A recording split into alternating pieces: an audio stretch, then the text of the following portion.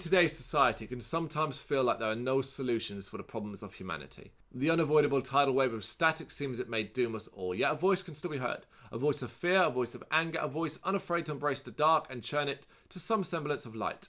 This is the voice of Cazador, one of the best kept secrets in Boston underground scene. They have been bringing their nervous brew of subgenres to audiences in New England since 2015, blending a thick and gloomy sludge atmosphere with the melody and urgency of post-metal and hardcore. This act has begun to emerge as one of the more unique and raw up-and-coming sludge acts in New England. Major influences for the band include the post-metal sludge titans of Isis and Neurosis, fused with the melodic hardcore sensibilities of sounds in the ilk of Deftones and Poison the Well. Upon release of their studio debut Broken Sun in May 2017 and a subsequent tour of the Northeast and Midwest, Cazador made themselves known as a quietly charismatic collective with an emotional edge for their impassioned, high-energy performances. With their new full-length title, Failure to Thrive, due out on July 12, 2019, the collective is very much looking forward to the future, while expanding their sonic horizons and sharing a unique brand of emotionally charged sludge with the masses. If you knew nothing about Cazador and you pushed play on this album, you might be left scratching your head after the lengthy intro of R62.7. It echoes quietly at first but builds on dread with feedback, angry sounding reverberating rumbles. It seems designed to leave the listener uncomfortable and unsure, so when a heavy hits, which it does, it will knock most on their butts.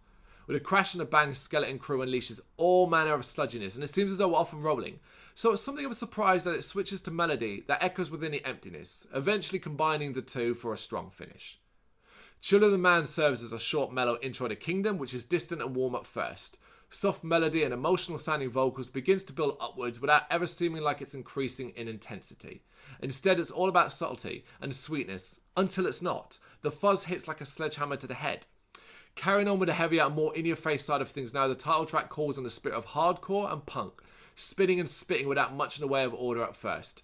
Then, just as now expected, it drops away from melody-driven guitars to pick up the slack. Entrancing, this segment is easily the most wonderful of the entire album, and all but confirms this as an Album of the Year contender. More emotionally driven music then comes with another short one in the form of Edema, the last of these intermission-style tracks, as the doubleheader of Comfy and Sassafras end things. The former keeping it heavy on the bass, while the latter is a final showcase of beauty over brawn. It's very difficult to not fall madly in love with this album. It's a strong showcase of how sludge and post-like melodies can go so well together. It's simply brilliant. And it is out on July 12th, 2019. Make sure you check this out. Let us know what you think in the comments and hit that like and subscribe button.